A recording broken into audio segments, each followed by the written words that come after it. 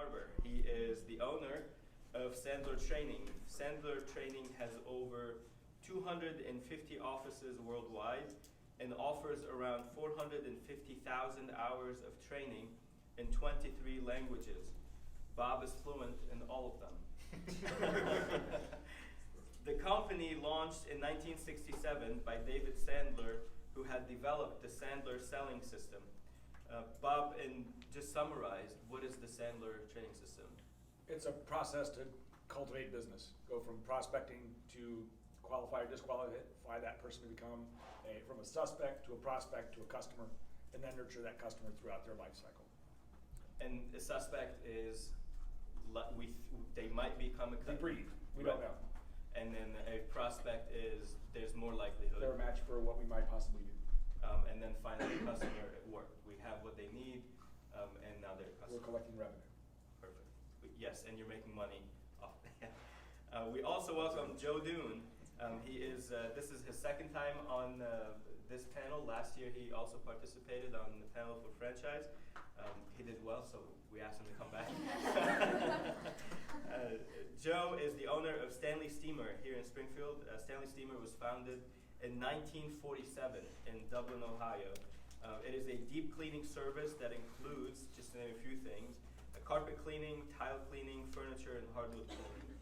The company is third generation family owned, and it has a network of 200 independently owned and operated franchises.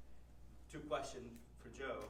What does it mean to be independently owned and operated, and how is it like to be a business owner in a family-owned business?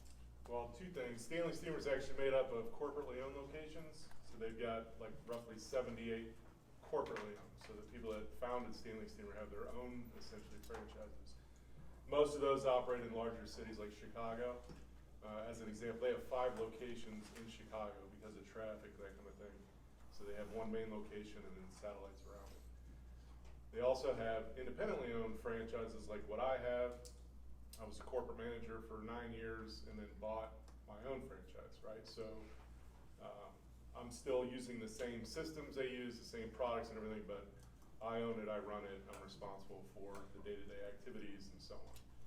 As far as a family-owned business, you know, some businesses are publicly traded. This is it's owned by essentially one guy. His family is part of the business as well. It started off with Jack Bates. It was originally Jack Bates Carpet Cleaning. Him and his son decided to expand the business, and they wanted to come up with a name that they could use nationally, which is where they came up with Stanley Steemer. His son, Wes, still is he's still in charge, but now his son is the president of the company. And, so it's going down through the generations, and it'll probably continue to do so. So it's family owned at that level, but we also consider our business family owned as well. My wife works in the business. My kids grew up in the business, and then they worked in the business throughout high school and a little bit through college. So we consider it to continue to be a family business. When we look at a lot of the franchises in the system that have been around for a long time, those are starting to get handed down to the next generation or the third generation. So typically the people that have founded it are turning it over to their kids or grandkids, and it's continuing to stay in the family. So our topic today is franchise. In its most basic definition, franchising is a business method to distribute products and services. At least 2 levels of people exist in this relationship. The franchisor creates or establishes the brand, product, and services, and the franchisee pays for the right to use the product, service, and brand. Examples, Sandler Training and Stanley Steemer. The conditions under which the franchise exists is different or similar between companies. So our first question is about the franchise model. How does it work? And in your opinion, what are the benefits of this particular model? We'll start with Bob. Bob, you've operated 2 different franchises. You had Domino's Pizza early on, and now you're with Sandler Training. So considering both models, what could you tell us about both of them? Domino's Pizza has a very low entry level, $1,000 to $1,500 to buy a location, to get the rights to franchise there.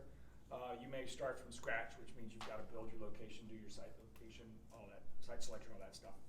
Or you can buy an existing operation, and then it's just a matter of figuring out what that's worth and working that. To be eligible to buy a Domino's franchise, you've got to be a manager for a year in the system. Similar to Joe ran the Dayton County stuff. I ran 5 different corporate locations. So they don't want you to just walk in and say, I can make a pizza and I can run a store. Because there's a low barrier to entry as far as the cost of a franchise right, your royalties are a little bit higher. With all in with marketing and royalties, you're probably around 10% or so. In food service, if you can't control food and labor, forget it. You're not going to turn the lights off enough to save or make enough money to make a difference if you can't control your food and labor. And cheese is on every pizza, and it's one of your most expensive toppings, so you can't waste that. With that franchise, there's a lot of constraints on where you buy things, how often you're open, all those, everything. With the Sandler franchise, it's more of a licensee relationship than a strict franchise. So I'm licensed to deliver their material. I have less of a protected area. In the Domino's model, there was a specific geographic area that was defined as mine. There were some protections there. In Sandler, I've got a population that can be kind of gerrymandered depending on how they want to sell another franchise or not. But I can go anywhere in the state of Illinois. I can be invited outside the state of Illinois, things like that. So there's some variables there. That is also a flat fee as opposed to a percentage royalty. So my fees go up every year, 10%. So after 20 years, it starts to get a little pricey. But and there are also some requirements on how much product I buy from them. But their standards of what and how I deliver are not as tight as Sandler franchise. So there's a lot of variables based on the performer. Does that help? Yep, perfect. Yeah. Yeah. So the question to you, the 2 models that Bob had described, there's the Domino's franchise model where you're buying the products and there's certain conditions that you have to operate under, where you open, how often you open, what you serve, how you make your product, and so on. And then there's a licensee model that he explained with Sandler Training. How is the Stanley Steemer model? Okay, so I think initially the reasoning for the 2 different types, the corporately owned locations and the branch systems, the corporately owned locations are basically setting an example for the rest of the system. And then as they come up with new technologies, whether it's a different feature that they put on our carpet cleaning truck or, like we're paperless now, so we're using tablets. The branches those corporately owned branches use those tablets for a couple of years before they open it up to the franchise system, right? So there's sort of a testing ground, and if something works or doesn't work, if it fails, they're absorbing the cost. If it's successful, they're opening up to us. So we're not, as a franchisee, getting sucked into spending all this money on something that may or may not work. Our business model is every location might be different. When you walk into a McDonald's, every one of them are essentially the same. You know what you're going to get. Our end result in the home is essentially the same from location to location, but our buildings are a little bit different. How we operate might be a little bit different from location to location, but the end result for our customers ideally is going to be the same. And that's what we promote on our advertising, on TV. When you see a commercial, that's what you're expecting regardless of where you live in the country. How you get there can be a little bit different from location to location. How we operate here in Illinois is going to be substantially different than California or something like that. Our business, we pay royalties based on our actual revenue that we generate month to month, right? So if we produce $200,000 in the month of August, we have a bill of 7% of that due by the 20th of the following month, whether we've collected on that money or not. So if you're putting businesses on account, that type of thing, you still have to pay that money. In addition to that, We have a national advertising campaign that we pay into, so 2% of our revenue is in addition to that. And that's for national TV and some different things that take place sort of behind the scenes on a national level. But we're also responsible for our own advertisement locally, and combined we have to spend a minimum of 10% on our advertising. So compared to what Bob's doing, we have set parameters on things that we have to do in order to meet certain requirements of our franchise agreement. Yeah, thank you.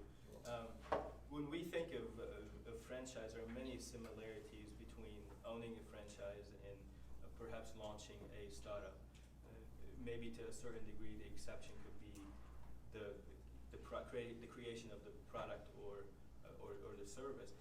But the motions seem to be very similar, having to start from zero, creating a place, acquiring customers, looking at your numbers and so on. So from your perspective, and we're going to stay with Joe and then move on to Bob, but from your perspective, what are the positive and negatives of owning a franchise versus launching a startup? Okay, that's an outstanding question because people struggle with that all the time.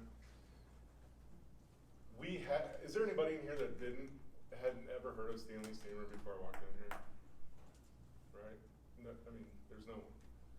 If I was Joe's carpet cleaning, you probably never even heard of me, right? Because I'm one guy running one truck from my house. I don't have the resources to expand at the same level that a large company has.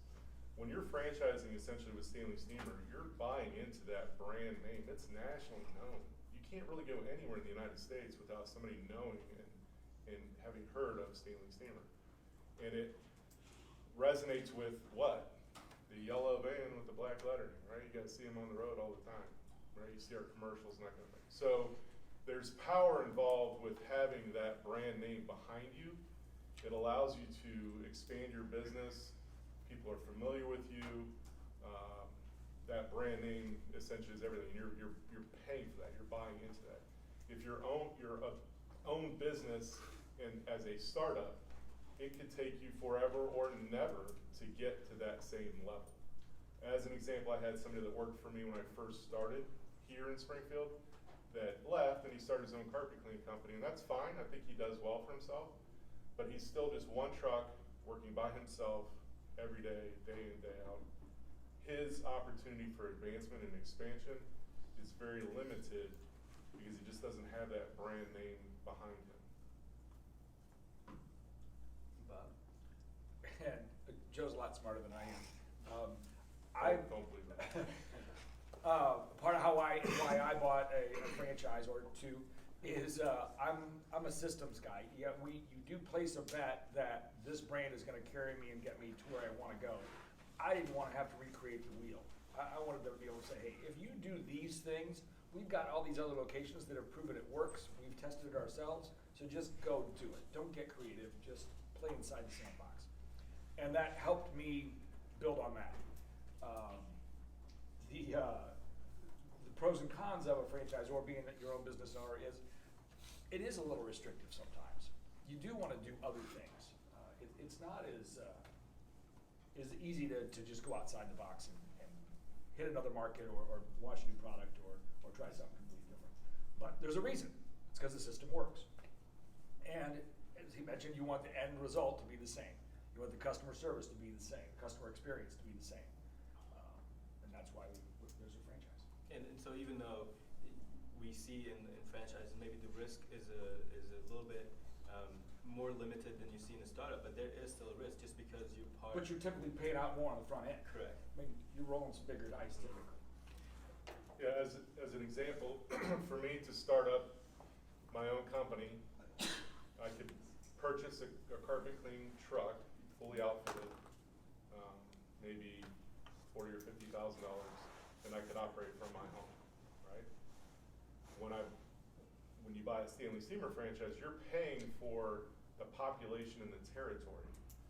There are very few, let me back up here, there's very few opportunities to start up a new Stanley Steemer location because we're pretty saturated nationwide. our business model is, we don't compete against other Stanley Steemer locations. So our Springfield office, we service 17 counties. Our Champaign office, we have 2 locations, services another 15. So we have 32 counties that we service. So as you're purchasing that, the upfront cost is anywhere from $500,000 to several $1 million based on the population and the revenue that that location would generate. Right, so you've got a lot of upfront costs. So from a risk standpoint, yes, you might have the revenue coming in, you might already have an existing customer base, but you've got to be able to manage that, that millions of dollars compared to the guy that's got one truck from his house. The risk is still there, but it's just a matter of what your tolerance is for that risk. And you mentioned that you have your own territories and so on. Part of the stuff that we've been talking about in the classroom is market segmentation and who our consumers are. So who is our target market? Part being a franchisee, how much is provided to you? This is who you should be targeting, and how much is something that you have to search for and find? They say that our target market is predominantly, women from age 30 to 55. I really don't necessarily believe that. I think our customer base is really anybody, just because we see who we're servicing, where we're servicing. I answer phones as well, so I know I'm talking to, men, women, retired folks, people that are just moving in or just buying a home. So I think our target is much broader. So yes, we put certain commercials on certain shows and different times, but we're actually hitting people in so many different ways. Direct mail, TV, radio, we do email blasts. There's all kinds of things that we're doing on the internet. So we're trying to capture as many people as we can. I don't really try to focus so much on that because I want everybody to be our customer. Everybody has a need for what we have to offer. Everybody could use something that we have, and we don't want to limit that based on our marketing. Bob, how much of your target market is provided to you, and how much of it is you researching and finding these people? There's never as much as you hope. You always want more direction. But I'm a little bit different than Joe. I'm a bit of a niche business at this point. I'm a fit for about 10% of the population. So I've got to be pretty selective about who I'm going to spend my time with, because that's the only commodity I have. My average government servant is not going to be a prospect. Military people, probably not going to be a prospect. A large portion of the frontline employees, probably not going to be a prospect. I'm looking for leaders, business owners, sales managers, salespeople that are focused on growth and retooling their business to get the most out of it that they possibly can. So it's a pretty narrow, and of those people, they've got to be open-minded enough to change to realize that they don't know what they don't know. Make sense? In Domino's, it was, you eat, you're my prospect. Some didn't want to pay certain prices and all that kind of thing, and they were brand loyal type people back then, but it was just who you got to get in front of. And you mentioned brand loyalty. When in your line of business, do you think the loyalty is to Bob, to Joe, or is it to Stanley Steemer and Sandler Training? It's not to me. I don't consider myself the face of Stanley Steemer. People identify with our truck, but the people that we're sending into our customers' homes, those are that's the face of Stanley Steemer. I just had a meeting yesterday with our employees, and one of the things I talked about was Facebook posts and different things that people comment about our business. And it always starts off the same way, my carpets look great or my tile turned out excellent. But then they focus more on the crew. They were professional, they were polite, they were on time. They talk more about the people that we're sending into the home as opposed to the service that we offered. Yeah, they were happy with the service, but I think who we're sending in the home plays more into it. And when they call to have a repeat service, they're usually sending or requesting, can you send Dave back or can you send Rick back? They're wanting the same people to come back because they were happy with them, and they feel comfortable knowing that the service they get is gonna be consistent, and they're comfortable with those people with who we send them home. So the face of Stanley Steemer is our employees. They identify with our van. I know a lot of people, but I don't think people identify me as the face of Stanley Steemer. I hope I'm not the face. And if you've ever worked with Stanley Steemer, the experience is pretty phenomenal. Most of your business is done same day, correct? Correct. That's pretty crazy. That's our niche. And they do a great job. It's just easy. They're in and out. You didn't know they were there, and everything looks great. So those systems and standards are what kind of come along with a franchise. You hope. It depends on what level we're talking. Locally, yeah, I'm pretty much. I'm Bob Sandler. I mean, I was called that yesterday. And I don't care what they call me as long as the check clears the bank. It doesn't matter. I told you that before. But on the way out here, I got a call from a father who I'm coaching one of his sons. And he said, Bob, I can't get over the change you've had in him. He's about 28, 29. He said, it's incredible. He walked into a room of 40 people, ran the meeting, and he owned the room. He said, I can't believe it. His confidence, his results, his success. And this guy's 50-some years old, and he's been trying to coach his kid for several years now. And he's kind of blown away. So when you have that kind of impact, and I get those calls all the time. I mean, that was one this morning. When you have that kind of impact on somebody's life, they kind of say, wow, thanks a lot. One guy said, can you do my eulogy? So it's kind of all different varying levels. But it's kind of fun.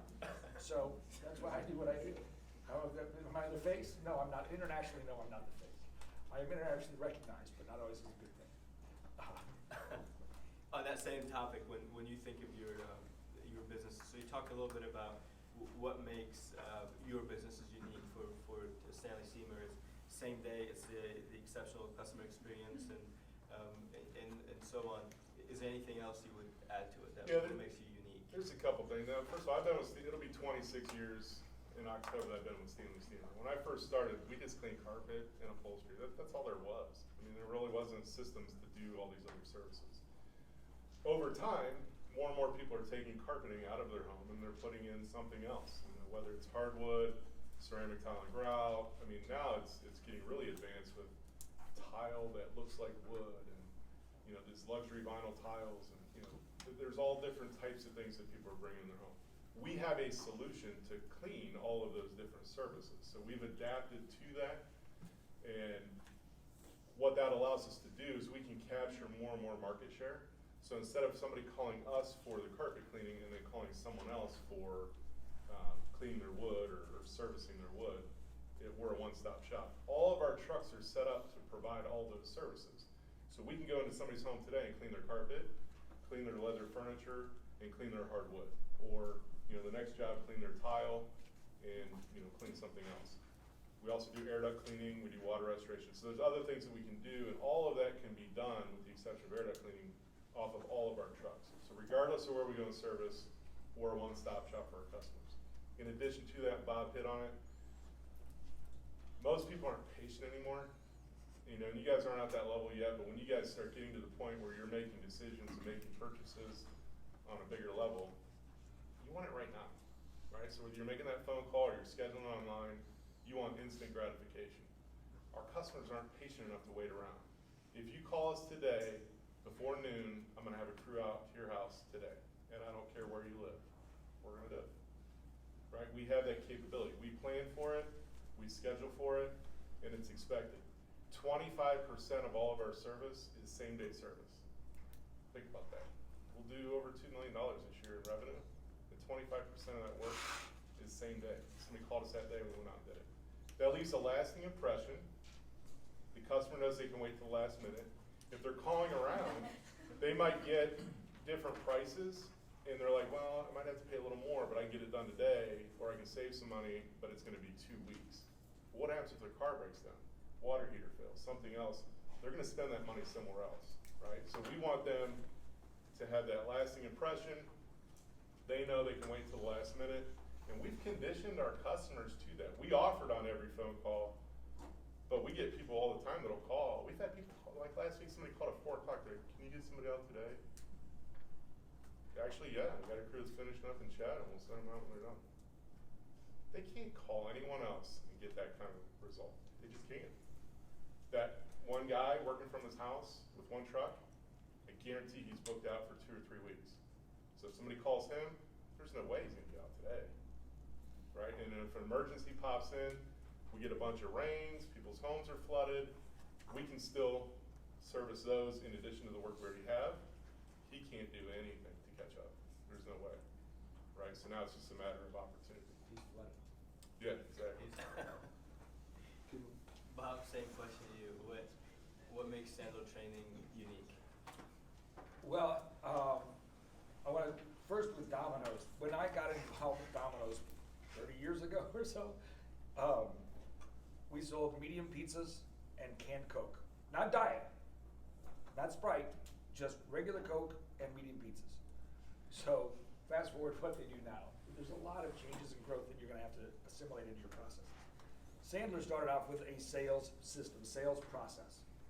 And since then we've grown into sales management. We've gone to leadership training, organizational excellence type programs. For example, your assimilations. If you can't predict and manage where your sales are going to be, you don't know how much inventory you need to have. I know companies that have millions of dollars tied up in their yards on inventory that they think they might need to have available to produce products that they hope are going to be sold because their salespeople don't manage the pipeline effectively. That's not a good business model. You got to work on that. Plus we do customer service with the instant gratification. We've taken our training content and worked with some of the world leaders to break it down to 4 to 6 minute content, micro learning content. So we deliver our homework and self-study part of the program content so that you can watch it while you're brushing your teeth. 4 to 6 minutes, you're getting a lesson, you're getting something. And then online pieces, as well as tools to help you track your behaviors, that leading indicator that's going to drive your results in sales. You can't manage your sales results, you can manage what you can do on your behaviors. So we've got some tools to help you with that. So we've kind of exploded that all out. Is that what the question was? Thank you. I'm going to open it up to the audience to take a couple questions, and we'll come back here for a couple questions, and then we'll end with you guys. So, questions? Yes? So this question might be a little more towards Bob since you've worked or owned 2 different franchises. But do you find the model to be better with like Domino's where it's more restricted for your franchise, or with Sandler where it's a little more fluid? Well, I don't know if you guys remember when I spoke last time. Why did I get out of Domino's? I had to miss my son's birthday. The retail hours, the employees, the W-2s, I couldn't do it anymore. It was taxing for the family and myself. So it's all in what you want. There's a lot of franchise options out there. Some of them are good, some of them are shady. But make sure that if you're looking at a franchise, you know, A, you can get behind the product. If you can't get passionate about what you do, it's a death march. And the other is, what are they bringing? Is it a valuable brand? Does it have sustainability long term? And is there support on the back end? So does that help answer your question? Yeah. Thoughts? Well, I haven't operated 2. Yeah, I think, anytime you're looking at franchising as opposed to starting your own, you just have to do your research and make sure, like you said, you're passionate about what you do. Is carpet cleaning and the services we do, is it glamorous? No, I am passionate about the people that work for our company, developing them, helping them make money, establish themselves, help them establish their families. I'm passionate about some of the inner workings of our business and that type of thing. It was a good fit for me. I'm a hands-on type of person. Just a note on me, when I first got out of college, I was a business major, but I focused on economics and finance. Holy cow, I hated every second of that when I got out of school. And I really realized I needed to do something hands-on. I got to work with people. So that You know, my day might consist of a morning meeting, actually repairing or fixing a truck, going out and doing an estimate for you know, one of our customers, actually doing some cleaning. I mean, there's so many different things and aspects of our business, and it's going to continue to keep me busy, as opposed to cold calling, trying to sell, and you know, insurance and you know, stocks, and you know, it was just I decided that's not what I want to do. So you got to be passionate about what you do, and do your research that there is sustainability within that business. You know, you're starting to see the world change, and with Amazon and different things, it's starting to cripple and crush some businesses, right? Well, that can't crush us. How could that possibly? I mean, you're still going to have a business model, people to go out and provide that service. You're not going to be able to get something like that from Amazon or somewhere else. Believe it or not, one of our biggest competitors is people renting equipment or having their own equipment and doing it themselves, right? But they don't have any knowledge, right? So we get a lot of customers calling us trying to correct the mistakes they made. They left it too wet, or now it smells, or now they have furniture stains everywhere because they didn't protect their furniture. I mean, it's endless, you know. So you can do it yourself, but you're limited on what the results are going to be. You know, that's where you're going to call it professional. You know, that's what we're there. Thank you. Keith? As a franchisee, can you look toward the franchise for like guidance or help, like for decisions, or even like financial help or aid, or any sort of like, like basically guidance? Yeah, when I first started, I was on scholarship. Because I was a corporate manager, I was paid by our corporate headquarters for 6 months. I continued to get my salary from when I was a manager so that I could, work into that business, right? I also had lines of credit and different things from our home office. So I had like a $100,000 line of credit that helped me for the first, I don't know how many years. If I needed money to pay payroll or whatever, I had that at my disposal. Over time, those things went away, right? So I had to be on my feet. But yeah, there was absolutely a lot of support from that aspect.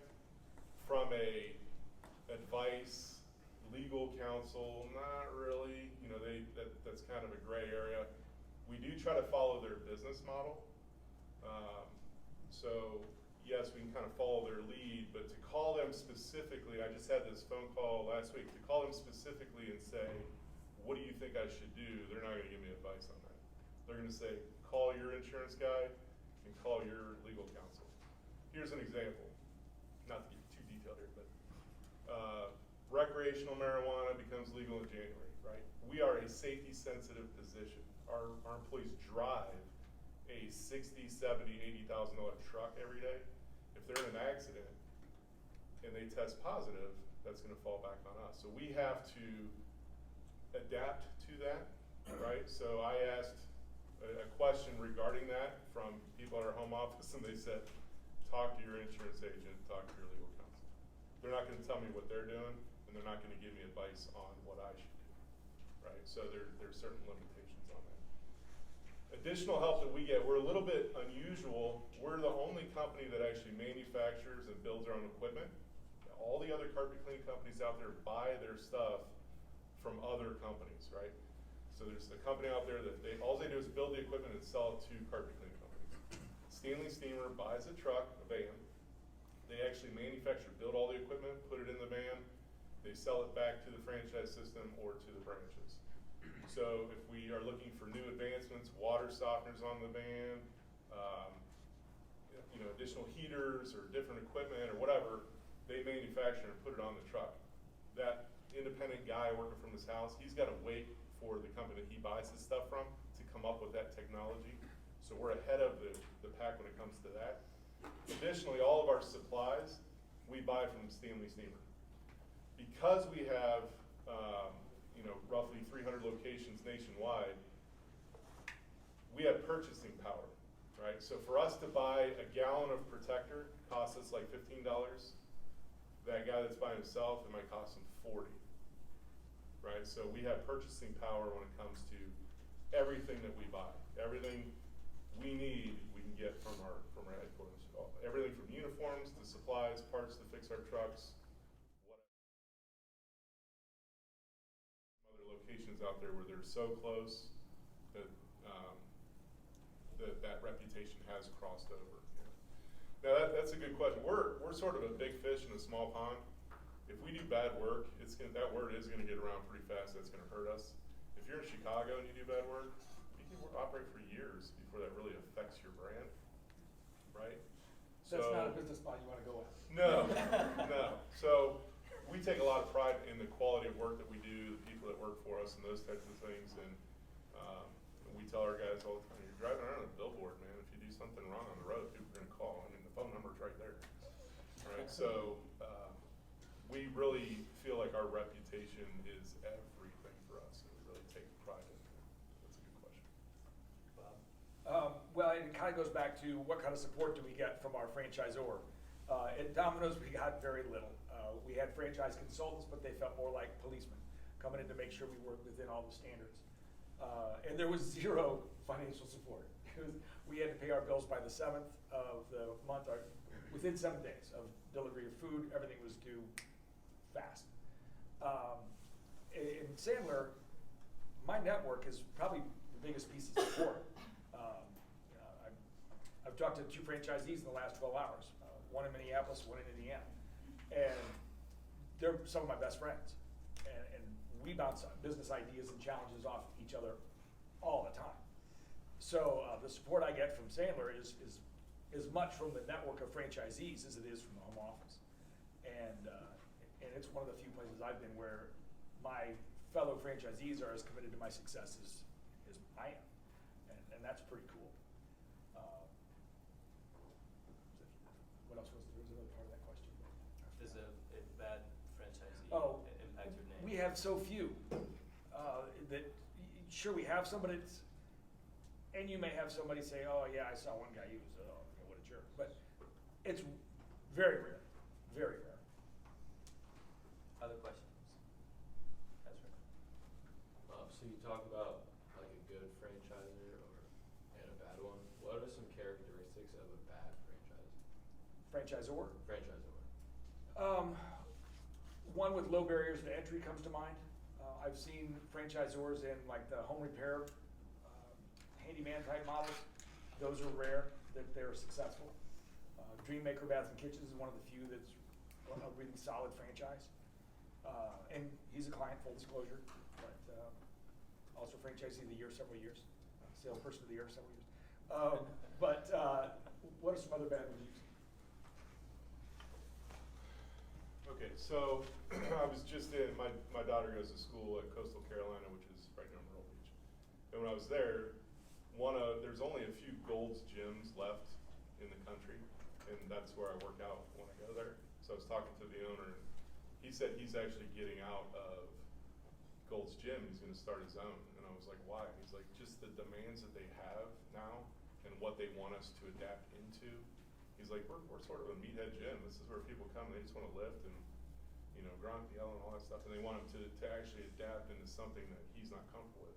This guy used to be a bodybuilder. I mean, he used to work out with like Arnold Schwarzenegger and all those guys.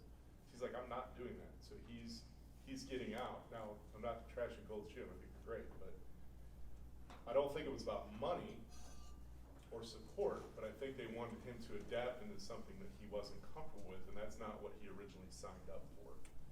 So again, like Bob said, I think you need to do your research and find out what's my cost of entry. Actually look at some of the businesses, maybe even visit some of them if you can. Use those businesses if you can, and you would get an idea of Talking to what the franchisor?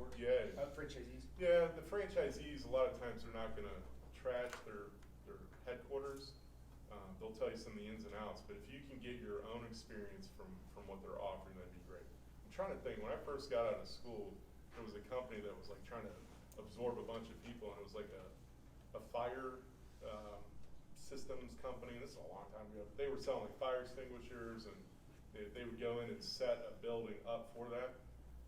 Okay, so I sat through the seminar, and when I was done, the guy was like, okay, so your cost of entry is $500, and they just wanted my money, right? And that was to like be an independent like salesperson. I'm like, okay, this isn't this isn't ideal, right? And this was like pre-internet, where you really couldn't do your research other than visiting and talking with people, right? So I think you guys right now have so many resources at your fingertips. You're going to be able to make a good, educated decision based on customer reviews, reviews of the business, reviews of the owners, and really figure out what it is you want to do, if that makes sense. And since you mentioned Gold's Gym, and I think many are thinking that same question, how much do you lift? How much? What do you bench? I don't know. All right. We'll ask him later. He'll tell us. Not much. Recently, Popeyes released a new chicken sandwich, right? And only one student truly got to experience. I got two. Right. No, I've done it 3 times. And what happened? They were out every single But I time. still So watch Here's the key, you gotta go like 10 o'clock in the Yeah, morning I and get in line. realized that after the third time, I'm like, you have to go early. I went at noon and that wasn't. did you? So the question is when the franchisor is about to release a new product or a new service, or they know they're doing something different that might cause a big uptick in your market. Is that communicated to you, and are you provided support ahead of time? Do they give you a heads up to say something new is going to happen? Or does it just happen and then you can't service customers? Sometimes. I'm laughing because I remember we did a bacon cheeseburger pizza promotion. There wasn't enough bacon. Now, we had standards on what bacon we could sell because there's different qualities of bacon, and there were some that they would say, you cannot sell that. Well, suddenly this promotion comes out, and they're like, oh, okay, you can use that. They found out there was not enough bacon in the entire food system in the country to support the volume of bacon we were going to be using. Oops. Sometimes it backfires. They try. Sandler tries. They do beta testing. But we're the petri dishes. We are the ones that we don't have any corporate stores. We have some corporate accounts, but most of the things we do are handpicked and cultivated through some of our local markets. How about you guys? Stanley Steemer slow rolls a lot of that stuff. I mean, I can't even think of like an individual product, per se, but what they'll do is they'll open it slowly in like 3 markets, and then they'll see what kind of response they have. They've never said, boom, just here we go with this particular product or service. So they slowly get it out in some of their corporately owned locations, and then they'll open it maybe to a couple franchises, then they get it to all the branches, and then they'll open it up to everybody else. So they don't take a lot of risk when it comes to just throwing something out there that may or may not work. And that's another benefit to a franchise. Yeah. You've got some people to test that stuff, so Yeah. your risk is low. And the nice thing for us, I can call like something new for Stanley Steemer, because everybody's putting in all this hard surface. We've been testing area rug cleaning for a long time. We can clean area rugs in the house, but this is taking like fine area rugs back to our shop and having like an area rug cleaning plant where it goes to this machine that beats it, and then it goes into a bath, and then centrifuge that dries it. So it goes through this whole process, and it is clean. I mean, it's amazing. Well, people are paying like $5 a foot to clean that, where we're charging like $1 a foot to clean in the house, right? It costs like $300,000 for the equipment to set that up. That's something we're interested in doing here locally, but I'm not going to jump into it until they've finished testing that, and I can talk to some of the franchises that are doing it, some of the branches that are doing it, to see, is this really worth it for me? We would be essentially the only one in all of Central Illinois doing it, so it would be a good business model for me. So don't talk about this with me. But this would be good for us, because not just us, but flooring stores, it could be jobs and business coming from all over Central Illinois, even outside of our service area. You mentioned the Gold's Gym changes. One of the other things that pushed me to get out of Domino's was, we had to upgrade our ovens. There's 60 grand or so. They wanted us to get new phone systems. They wanted to get new computer systems, new signage, re-image the entryway. They also wanted us to move locations to would have essentially tripled our rent. you can't just charge that much more for a pizza and then a win. So that model became where you had to have more stores, 6, 7, 12 stores to make it the same level of income and et cetera. And that wasn't the model I wanted. I saw friends go from 1 to 3 to 6 stores and they'd go bankrupt because people stole from them. And what happened in Springfield recently, there was only one Domino's, now all of a sudden there's like 6 or 7 of them. They just popped up overnight, so that's And exactly what he's talking about. part of that problem comes from years and years and years and years ago, there was a franchisee that got frustrated with the franchisor. He thought that the pricing model for their food that they were charging them, back to that, the bacon, we increased our toppings, so that was the promotion. We couldn't raise our prices. We had to sell it at a certain price, but we put whatever toppings we wanted. Well, they had a record year in their food sales to us. We didn't have record profits because we had to put more food on there and only charge a certain amount. He started fighting with the franchisor, took his eye off his competition, went out of business.